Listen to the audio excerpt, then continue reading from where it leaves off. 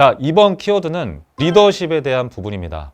리더십은 시험지 펼치면 한 문제 나오지 않습니까? 너무 중요하니까 요거 제가 한번 가져와 봤는데, 피들러라는 사람은 상황론적 리더십론을 제시한 학자죠, 여러분. 리더가 리더십을 발휘할 때 고려해야 될 상황적인 여러 변수들이 있다고 보는 거예요. 그 중에서 대표적인 게 리더와 부하의 관계 등을 고려하는 게 좋대요. 바꿔 말하면 부하가 얼마나 리더한테 충성하는지 여부 있지 않습니까? 이런 것들도 리더십을 발휘할 때 고려해야 될 상황적인 요인 중에 하나라는 거죠. 또 다른 하나가 리더가 조직에서 어느 정도 권한을 보유하고 있는지도 중요하다고 얘기를 해요. 그런데 여기서 불편한 게 바로 부하의 성숙도가 되겠어요. 왜 그러냐면 부하 성숙도를 상황 변수로서 제시한 학자는 허쉬와 블렌차드가 되거든요. 딱 들었을 때 어떻습니까? 야, 학자 이름이 많이 나오는구나. 이 학자가 어떤 상황 변수를 제시했는지를 내가 외워야 되는구나. 이 느낌이 있는 거잖아요. 부하 성숙도에 대해서 상황 변수를 제시한 학자는 허쉬와 블렌차드라는 학자가 되겠습니다. 여러분 시험에서 많이 나와요. 그래서 보면 허쉬 초콜릿은 성숙한 맛이야. 달콤한 맛이야. 이렇게 하면 안 됩니다, 여러분. 성숙한 맛이야라고 해야 돼요. 이들이 제시한 상황 변수가 부하 성숙도라고 하는 거예요. 그래서 제가 두 문자로 성숙한 맛이야 이렇게 표현을 한 겁니다. 허쉬와 블렌차드는 부하의 성숙도를 상황 변수로서 제시를 했다. 바꿔 말하면 부하가 어느 정도로 기술을 쓸 때 능숙한가? 훈련이 잘 돼 있나? 그리고 부하가 개인적으로 자신의 신념이라든가 아니면은 자존감 같은 거 있죠? 이런 것들이 얼마나 높은지가 리더십을 발휘할 때 고려해야 될 상황이 될 수 있다는 얘기예요, 여러분. 그래서 허쉬 초콜릿은 성숙한 맛이야를 통해서 허쉬와 블렌차드가 제안한 상황 변수를 암기하시기 바랍니다. 부하의 성숙도가 되겠어요. 예, 이번 지문은 시장 실패에 대한 얘기입니다.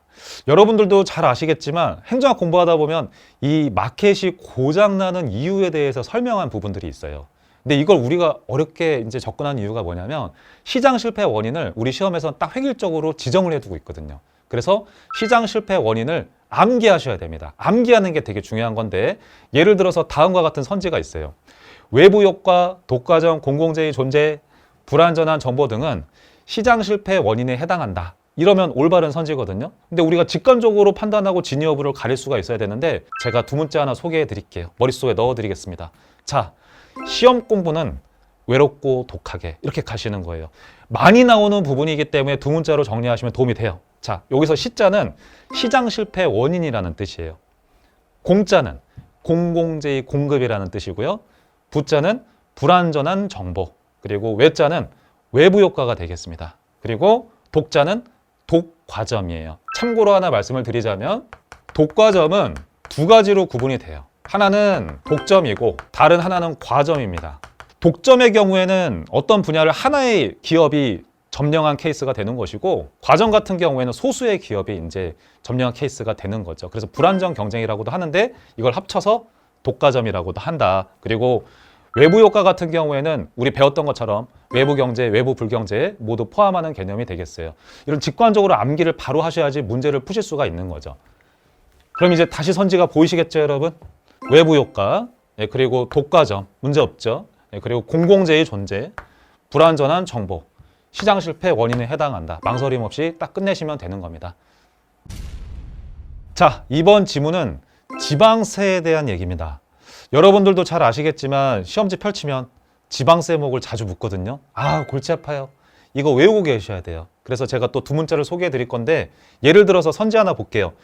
시와 군이 지방세의 종류에는 담배 소비세, 주민세, 지방소득세, 재산세, 자동차세가 있다. 이거 두 문자로 외우면 조금 편리하겠죠? 제가 두 문자를 소개해 드리겠습니다. 제가 노란색으로 표시한 부분들이 주민들한테 부과시키는 세목이 되는 것인데 도는 지방소비세, 레저세, 등록면허세, 취득세를 주민들한테 부과할 수가 있고요. 시와 군 같은 경우에는 담배 소비세, 지방소득세, 주민세, 재산세, 자동차세를 주민들한테 부과할 수가 있습니다. 우리 동작구, 강남구 이런 거 다 알고 계시죠? 거기에도 주민들한테 세금을 부과할 텐데 두 종류가 있어요. 자치구에 등산하러 가자. 등록면허세, 재산세 두 가지를 부과할 수 있습니다. 우리나라 그 지방자치단체에서 주민들한테 보통세를 부과할 때 그 종류가 총 9개 세목이 있어요. 도 안에는 시와 군이 들어있거든요, 여러분. 시와 군이 이렇게 5가지 세목을 주민들한테 부과를 했으면 도는 여기에 있는 세목은 부과시킬 수가 없습니다. 입장 바꿔서 생각해보면 여러분 열받잖아요. 이중과세인 거잖아요. 그래서 9개를 분할해서 이렇게 부과하는 시스템이거든요. 자치구는 등록면허세하고 재산세를 주민들한테 부과시키는 것이니 특별시세하고 광역시세 같은 경우에는 이 9개에서 2가지를 빼면 특별시하고 광역시가 주민들한테 부과하는 세금의 종류가 되는 겁니다. 이렇게 해서 지방세를 딱 정리하면 끝나시거든요. 이걸 바탕으로 다시 한번 지문을 볼게요. 시와 군이 지방세 세목에는 시군, 담지, 주, 제자 였지 않습니까? 담배소비세, 주민세, 지방소득세, 지방소비세라고 하면 틀리는 거예요.